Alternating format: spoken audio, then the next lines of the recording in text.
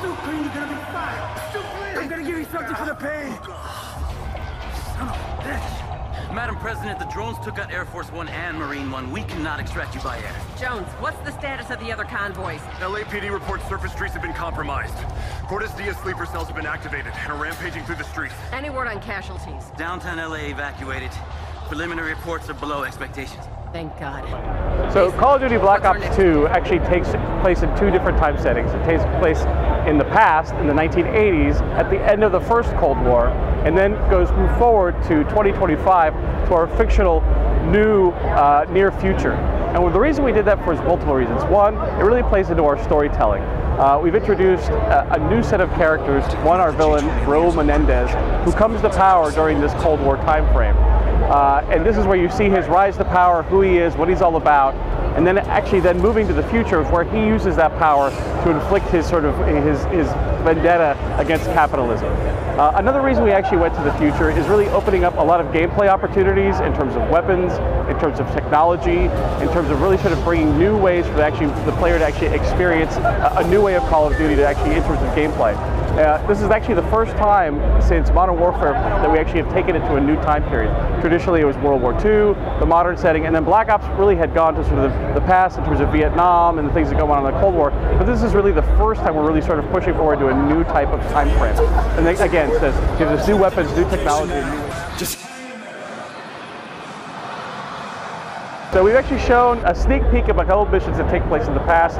We showed some missions in Angola, Afghanistan, and really for us it's creating a lot of those key hot zones that occurred within that 1980s Cold War and really elevating them. If you look at what we did on the first Black Ops, we took events like the Bay of Pigs and Vietnam and really sort of told a new sort of twist on that story and created our own sort of fiction around historical events. We're going to be continuing to doing that with Black Ops 2 on the missions that took place in the 80s.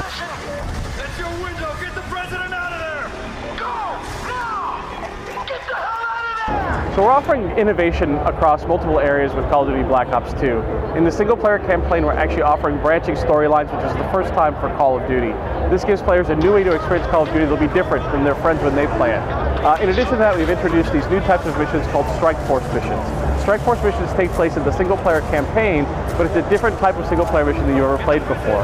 It's a more RTS-style sandbox level where actually you then control multiple different characters within that environment. You control foot soldiers, you can control drones, aerial and ground-based units to actually then take advantage of whatever needs to be done in that mission.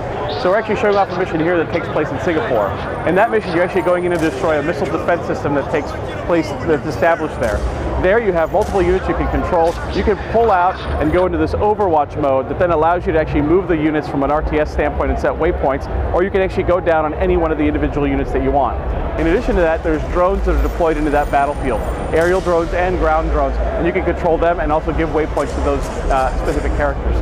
The twist about these missions is that there's a pass-fail result for them. So if you win the mission, things will happen in the story that'll be different than if you lost the mission. And that plays into a lot of the sort of things we're doing in terms of the branching storyline.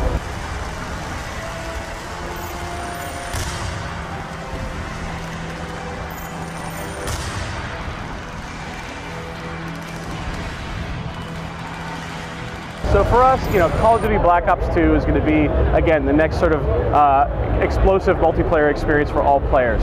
And for us, we actually feel that that's our responsibility to bring year in and year out a great multiplayer experience to players. We know that that's what keeps people engaged with the game for months and months at a time.